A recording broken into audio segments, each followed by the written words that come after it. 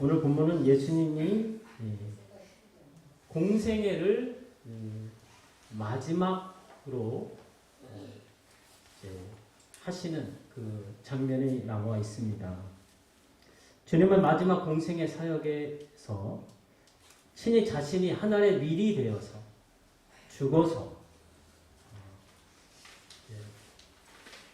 썩어지고 그래서 풍성한 생명의 열매를 맺게 될 것이라 이렇게 말씀하셨죠. 근데 예수님은 그 죽음 앞에서 마음이 괴로우셨고 그래서 아버지께 이 때를 면하게 해달라 이렇게 기도를 하셨습니다. 여기서 마음이 괴롭다라고 번역된 헬라어 원문을 보면 타라소라는 단어인데 이 단어는 두려워하다, 근심하다, 괴롭다, 요동하다 이런 뜻을 가지고 있습니다. 다시 말해서 주님께서는 그 십자가 고통과 죽음 앞에서 두려움에 휩싸였다는 거예요. 그래서 마음이 막 요동치고 괴로웠다는 것입니다. 자, 주님께서 십자가를 앞두시고 이렇게 말씀하신 이유가 뭘까요? 예수님은 오래전부터 십자가를 염두에 두시고 제자들에게 말씀하셨죠. 내가 십자가의 고난을 당하고 죽을 것이다. 그렇게 제자들에게 누누이 가르치셨습니다. 근데 막상 이제 십자가 바로 코앞에 있잖아요. 그래서 그 십자가의 그 고통과 그 처참한 그 아픔 그것 때문에 예수님이 마음이 괴롭고 두려움에 빠지고 요동했다는 거죠. 여러분, 예수님은 그 고통이 두려워서 회피하려고 이런 말씀을 하셨을까요? 여러분, 분명 십자가는 인간이 고안해낸 처형 도구 중에 가장 잔인하고 고통스러운 처형 도구였습니다. 그러나 주님은 단지 육체적인 고통이 두려워서 이 말씀하신 게 아니라 그 십자가에 하나님 아버지께서 인류의 모든 죄를 그 진노를 쏟아 부으시잖아요. 인간의 모든 죄에 대한 하나님의 진노가 쏟아지는 그 십자가. 그 십자가의 무게가 너무 무거웠다는 거죠. 단지 한 사람의 죄가 아니라 모든 인류에 대한 하나님의 진노의 그 형벌이 쏟아지는 그 십자가를 예수님 지기에 너무 힘드셨다는 거예요. 여러분, 우리는 죄에 대한 하나님의 진노의 무게를 조금도 우리는 가늠할 수 없습니다. 그러나 예수님은 인간의 죄에 대한 하나님의 분노의 그 무게를 온전히 아셨어요. 그래서 그 진노의 무게 앞에 짓눌려서 예수님은 마음이 괴로우셨고 요동치고 힘드셨다는 것입니다. 우리는 흔히들 이렇게 생각하죠. 예수님은 신적인 능력이 있으니까 그 십자가를 지시는 것이 뭐 그렇게 어렵지 않을 것이다. 그렇게 우리는 생각할 수 있습니다. 그러나 결코 그렇지 않다라는 거죠. 여러분, 만약에 온 인류의 죄에 대한 하나님의 진노의 그 십자가 형벌의 무게가 그냥 예수님 아무런 감정 없이 받아들이고 그냥 담담하게 십자가를 지셨다면 그거야말로 비인간적인 거죠. 그렇죠? 그리고 한마디로 쇼를 하는 것에 지나지 않을 것입니다. 그러나 예수님은 온전한 한 사람으로서 한 인간이 느낄 수 있는 그런 감정 그리고 고통 그 수치감 그 아픔을 온전히 다 받아내시고 그래서 그 고통 때문에 요동치며 괴로워하셨다는 것입니다. 하지만 결국 십자가 앞에서 예수님은 자신을 부인하셨고 그 고난의 잔을 마심으로써 하나님의 뜻을 다 이루셨습니다. 오늘 요한복음 12장 28절 같이 읽겠습니다. 아버지여, 아버지의 이름을 영광스럽게 하옵소서. 이에 하늘에서 소리가 나서 이르되 내가 이미 영광스럽게 하였고 또다시 영광스럽게 하리라. 아버지의 이름을 영광스럽게 하옵소서. 어떻게 한다는 것일까요? 바로 아버지께서 지우시는 그 십자가를 지심으로써 아버지의 뜻을 이루게 되는 거죠. 아버지의 뜻을 이룸으로써 아버지를 영광스럽게 한다는 것입니다. 그러면 십자가를 지우게 하신 아버지 하나님의 뜻은 무엇일까요? 여기에는 두 가지 뜻이 있습니다. 하나는 공의와 사랑입니다. 이 공의와 사랑. 공의란 무엇입니까? 공의는 죄를 반드시 심판하는 게 공의입니다. 그냥 묵과하실 수가 없습니다. 그래서 인간의 모든 죄를 하나님은 반드시 심판하고 멸망시켜야 되는 게 하나님의 공의입니다. 그런데 이 하나님의 공의를 인간을 죽임으로써 정죄하고 심판함으로써 이루신 게 아니죠. 바로 예수 그리스도께서 대신 그 심판, 정죄, 형벌을 받게 하심으로써 하나님의 공의를 세우셨다는 겁니다. 이것이 하나님의 사랑입니다.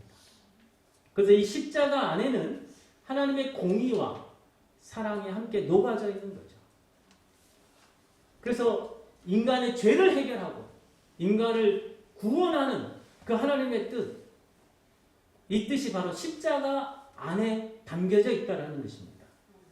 그래서 예수님이 이 십자가를 지심으로써 하나님의 뜻을 다 이루시고 하나님 아버지의 이름을 영광스럽게 하실 수 있었다는 사실입니다. 그래서 이 하나님의 뜻대로 십자가에 죽으신 예수님을 믿는 자에게는 결코 정죄함이 없는 줄로 믿습니다. 그리고 하나님과 화목을 누릴 뿐만 아니라 예수 그리스도 안에서 허락된 하늘의 모든 신령한 복들을 그 복들로 채워가는 복된 인생이 바로 구원이고 구원받은 인생이고 이것을 위해서 예수님이 자신을 희생하는 십자가를 지셨다는 것입니다. 그런데 예수님의 십자가를 거절하고 믿지 않는 자들은 자기 죄가 여전히 남아있는 거예요. 그래서 하나님의 진노를 피할 수가 없고 그래서 심판을 받을 수밖에 없다는 것입니다. 자, 이런 모든 것들이 바로 십자가에 담겨져 있습니다. 이것을 일컬어 성경에서는 십자가의 비밀이라고 합니다. 고린도전서 1장 22절로 23절을 같이 읽겠습니다. 유대인은 표적을 구하고 헬라인은 지혜를 찾으라. 우리는 십자가에 못 박힌 그리스도를 전하니 유대인에게는 거리끼는 것이요 이방인에게는 미련한 것이로되 오직 부르심을 받은 자들에게는 유대인이나 헬라인이나 그리스도는 하나님의 능력이요 하나님의 지혜니라. 오늘날 우리는 십자가를 사랑합니다. 그렇죠? 그래서 많은 그리스도인들이 십자가를 목에 걸기도 하죠. 그리고 또 물건을 파는 사람들도 십자가 문양을 물건에 새겨서 팔기도 합니다. 그리고 십자가를 자동차에 달기도 해요. 왜 달까요? 사실 그거는 제가 볼 때는 미신적인 것입니다. 기독교 신앙적인 게 절대 아닙니다. 아무튼 그 사람의 그 신앙이에요. 그것도 한마디로. 그 차에 달기도 하고 또 사업할 사람들은 사업장에 달기도 하죠. 이렇게 우리는 꺼리낌 없이 십자가를 가까이 하고 십자가를 사랑한다는 거죠. 그러나 예수님 당시의 상황은 우리와 정반대였습니다. 유대인들이 표적을 구한다 했죠. 표적을 구해요. 유대인들. 표적을 구한다는 게 뭡니까? 능력을 행하는 그리스도를 구한다는 겁니다. 그러니까 표적은 기적이잖아요. 그런 기적을 행하는 그리스도를 기다리고 구한다는 겁니다. 그런데 십자가에 달려 죽은 예수님은 유대인들에게 있으면 그리스도가 될 수가 없습니다. 십자가에 내려와야 그리스도죠. 그래서 유대인들에게 있어 십자가는 거리끼는 것이었습니다. 자, 유대인에게는 거리끼는 것이라고 합니다. 거리낀다는 건 뭡니까? 거리낀다는 것은 반감을 일으키고 화나게 만든다는 의미가 담겨져 있습니다. 그러니까 십자가를 유대인들에게 전하면 유대인들은 반감을 일으키고 화가 나는 거예요. 그게 무슨 그리스도냐 하면서 이제 거리끼는 것이 되었습니다. 그래서 유대인들은 여기에 다 걸려 넘어졌죠. 대부분의 유대인들이 다 이 십자가에 걸려 넘어지게 됐습니다. 또한 지혜를 구하는 헬라인들에게는 십자가는 미련한 것으로 보여졌습니다. 이방인이 여기 누구냐면 이제 헬라인입니다. 헬라인에게는 미련한 것입니다. 여러분, 미련하다는 게 뭘까요? 합리적이지 않다는 거죠. 이성적이지 않고 논리적이지 않다는 거예요. 헬라인들은 지혜를 사랑했지 않았습니까? 지혜를 구하는 자들. 그래서 십자가는 미련해 보이는 거예요. 왜 미련해 보일까요? 세상 방법과 전혀 다르다는 겁니다. 여러분, 헬라인들에게서 영웅은 그리스 로마 신화에 나오는 그 힘 있는 신들을 말합니다. 그 영웅들은 누구냐면 힘이 있어서 적들을 물리치고 나라를 부강하게 하는 그런 것이 헬라인들에게 영웅이거든요. 근데 십자가에 죽은 예수, 영웅이 될 수가 없죠. 그 당시 헬라인들에게 십자가는 뭡니까? 사형틀입니다. 누구를 처형합니까? 반역자들, 그리고 가장 극악한 죄인들. 그 사람들을 처형하는 게 십자가거든요. 그러니까 십자가에 죽은 예수는 영웅도 될 수 없고 더군다나 단지 극악한 죄인일 뿐이라고 여겨진다는 거예요. 그래서 십자가를 헬라인들에게 전하면 그건 미련하고 그리고 불쾌한 그런 것이 십자가였다는 겁니다. 그래서 십자가 복음은 사람들에게 반감과 혐오감을 불러일으키고 화나게 하는 것이었기 때문에 십자가에 달리신 예수님을 믿는 것은 바보 같은 짓으로 여겨졌습니다. 바보들이나 예수를 믿는다고 여겨졌다는 거죠. 여러분, 왜 십자가 복음이 사람들에게 거리끼고 미련해 보일까요? 사람의 본능, 사람의 이성에 맞지 않기 때문에 그렇죠. 다시 말해서 십자가 복음은 인간의 지혜와 본능을 거슬린다는 겁니다. 여러분, 만일 우리 인간의 본성과 욕망에 맞는 것이 복음이라면 왜 사람들이 거절하겠습니까? 환영하죠. 그런데 예수님이 죽으신 그 십자가 복음은 사람들에게 반감과 혐오감을 불러일으키고 화나게 해서, 그래서 예수님을 믿는 것은 심히 바보 같은 짓이라 조롱받게 되었다는 것입니다. 그래서 여러분, 십자가에 달린 예수님을 그리스도로 전하는 것은 가장 어리석은 전도 방법이 되었다는 겁니다. 이게 무슨 말일까요? 사람들이 화나게 하고 불쾌하게 만들고 바보처럼 생각하게 만드는, 경멸하는 그 십자가를 전하는 것은 가장 어리석은 전도 방법이라는 거죠. 다시 말해서 이걸 다른 말로 하면 십자가를 전하는 이 복음 전도는 인간의 지혜와 인간의 방법으로는 전하는 것이 불가능하다는 말씀입니다. 그래서 성경은 십자가를 걸림돌이라고 말씀해 주십니다. 십자가는 걸림돌. 로마서 9장 33절 읽겠습니다. 보라, 내가 걸림돌과 거치는 바위를 시골에 두노니 그를 믿는 자는 부끄러움을 당하지 아니하리라. 십자가가 바로 걸림돌이라는 거예요. 사람들은 십자가를 부끄러워합니다. 그러나 실상은 십자가를 믿는 자들은 부끄러움을 당하지 않는다고 말씀하는 것입니다. 여러분, 왜 걸림돌일까요?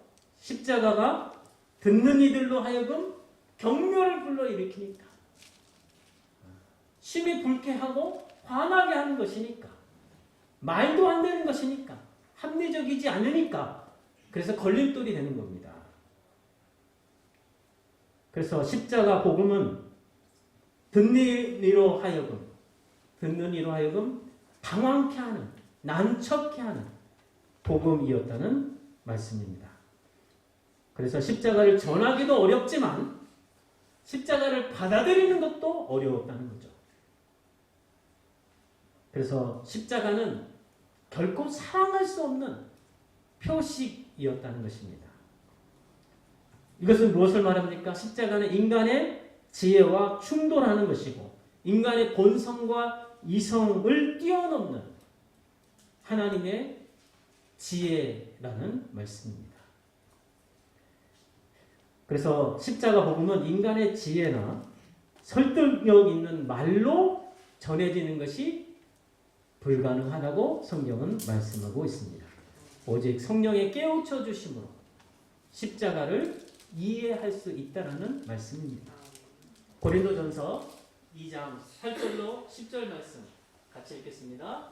이 지혜는 세상의 통치자들이 한 사람도 알지 못하였으니 만일 알았더라면 영광의 주를 십자가에 못 박지 아니하였으리라. 기록된 바 하나님이 자기를 사랑하는 자들을 위하여 예비하신 것은 모든 것은 들어보지 못하고 귀로 듣지 못하고 사람의 마음으로 생각하지도 못하였다 함과 같으니라. 오직 하나님이 성령으로 이것을 우리에게 보이셨으니 성령은 모든 것 하나님의 깊은 것까지도 통달하시니라. 이 지혜, 십자가를 통해서 나타내신 하나님의 지혜죠. 근데 이 세대의 통치자들이 한 사람도 알지 못했다는 것입니다. 알았더라면 예수님을 십자가에 못 박지 않았겠죠. 근데 이 십자가 속에 담겨진 이 지혜는 누구에게 그러면은 보여지느냐? 하나님이 자기를 사랑하는 자들, 그들에게 보여주신다는 겁니다. 그래서 이 십자가의 지혜는 세상에서 많이 배웠다고, 머리가 총명하다고 깨닫는 게 아니라는 거예요. 왜냐하면 통치자들은 무엇입니까? 세상의 지혜자들 아닙니까? 그들은 전혀 깨닫지 못한 거죠. 많이 배워도 깨닫지 못해요. 머리가 똑똑해도 깨닫지 못해요. 오직 하나님을 사랑하는 자들을 하나님께서 보여주시고 깨우쳐 주신다는 말씀입니다. 그것이 바로 성령 하나님, 오직 하나님의 성령으로 이것을 우리에게 보이셨다는 말씀의 의미입니다. 그래서 여러분, 예수 그리스도를 깨닫는 것, 그것이 가장 큰 기적인 줄로 믿으시기를 축원합니다.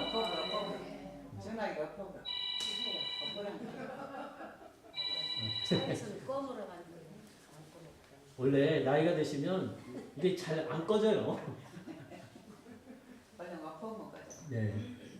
자, 저한테 이제 말씀에 집중해 주시기 바랍니다.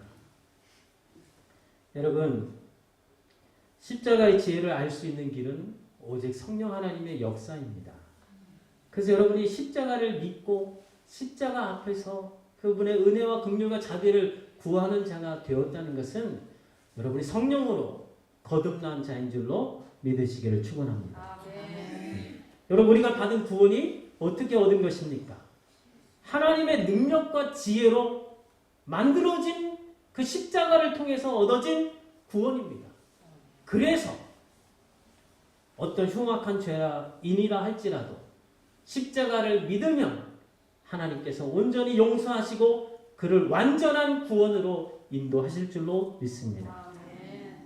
예수 그리스도 안에서는 어떤 흉악한 죄를 졌다 할지라도 예수 그리스도 안에서는 다 정죄되지 않고 생명의 성령의 법이 우리를 이끄셔서 영원한 영광의 구원에 인도되어지는 줄로 믿습니다. 그래서 우리가 구원을 얻기 위해서 예수님 외에 다른 무엇을 의지할 필요가 없어요. 이것이 가톨릭과 우리 기독교의 개신교의 가장 큰 차이점입니다. 가톨릭은 예수님과 더불어 다른 많은 것들을 의지해요. 성인들을 의지하고 마리아를 의지하고 여러 가지 의지합니다.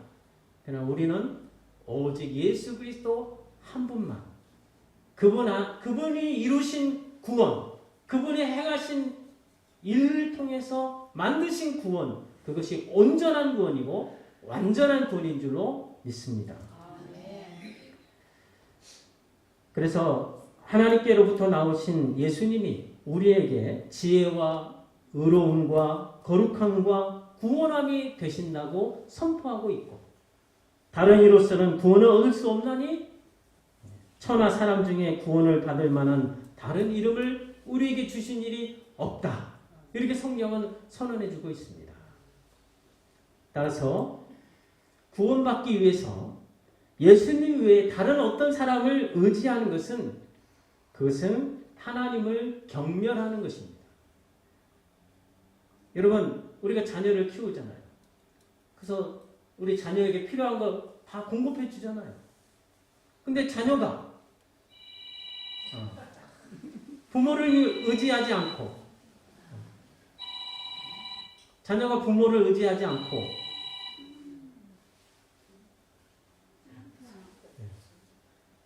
이웃집에 사람에게 찾아가서 구걸을 하거나 지나가는 사람에게 구걸을 한다면 그거는 부모를 욕되게 하는 겁니다. 부모가 얼마든지 줄 수 있는데 왜 부모에게 의지하지 않고 엉뚱하게 다른 사람에 찾아가서 구걸을 합니까? 우리가 예수 그리스도 안에서 완전한 구원을 얻을 수 있음에도 불구하고 왜 다른 사람을 의지합니까? 다른 사람에게 구할 필요가 없어요. 그래서 예수님만 의지하면 우리는 온전한 구원, 완전한 구원을 얻게 되는 줄로 믿으시기를 축원합니다. 여러분, 세상은 십자가 복음을 무능하고 미련하고 어리석고 예수 그리스도를 믿는 것을 바보 같은 짓이라고 여기죠. 그러나 십자가를 지신 예수 그리스도, 그분을 의지하는 자는 하나님으로부터 온전한 용서와 완전한 구원을 얻게 될 줄로 믿으시기를 축원합니다. 십자가를 지신 예수님만이 우리를 구원하시기에 능하신 하나님의 지혜와 능력이신 줄로 믿습니다. 따라서 이런 천국 가는 것이 쉬울까요? 쉽지 않다고 생각하시는 분들도 있고 또 쉽다고 생각하시는 분들도 있을 것입니다.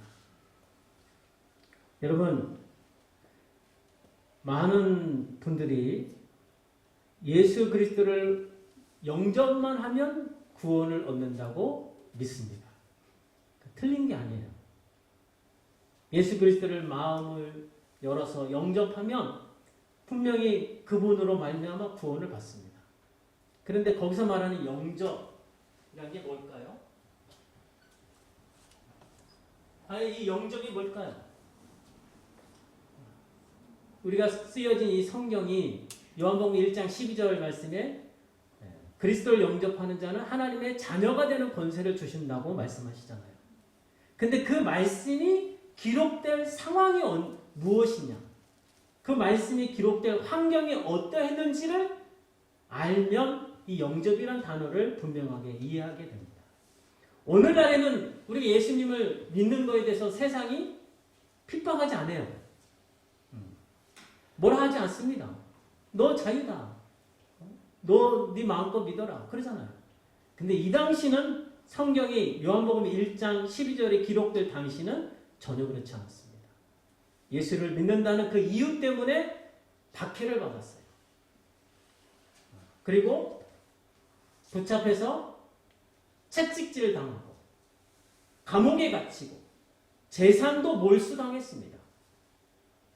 그리고 마침내는 원형 경기장에 사자박으로 던져지고 십자가에 못 박혀 죽었다는 것이죠. 그거를 각오한 사람이 이렇게 예수 그리스도를 영접하는 것입니다. 다시 말해서 영접은 그냥 마음은 열고 주님 오세요 환영합니다 이런 수준이 아니에요. 자기 목숨을 아끼지 않는 내 목숨보다 소중한 예수 그리스도를 고백하는 자만 영접했다고 말할 수 있는 겁니다. 그러니까 이게 영접이라는 게 결코 그냥 마음은 열었으니 오세요 이게 아니라는 거예요. 쉬운 게 아니라는 겁니다. 또한 십자가는 거리끼는 걸림돌이었습니다. 왜 거리끼냐고 했습니까? 우리 마음 본성, 우리 이성에 맞지 않기 때문에 거기에 걸려서 넘어진다는 거죠. 따라서 사람을 기쁘게 하고 사람들에게 기쁨을 구하는 복음, 이건 가짜입니다. 사람이 듣기에 매력적이고 듣기에 즐겁고 쉽게 고백할 수 있는 복음, 이것도 가짜입니다. 오직 인간의 마음에 걸림돌로서 거슬리는 복음이 진짜라는 겁니다. 복음을 들으면 여러분 갈등이 일어나야 돼요. 먼저 그 복음으로 인해서 내가 예수님에게 전부를 걸까? 아니면 적당히 믿을까? 이런 갈등이 일어나야 돼요. 그래서 듣는 이로 하여금 난처하게 만들어 당황케 만들어요. 이것이 진짜 복음이라는 것입니다. 그래서 십자가 복음의 특징이 무엇일까요? 바로 희생과 죽음입니다.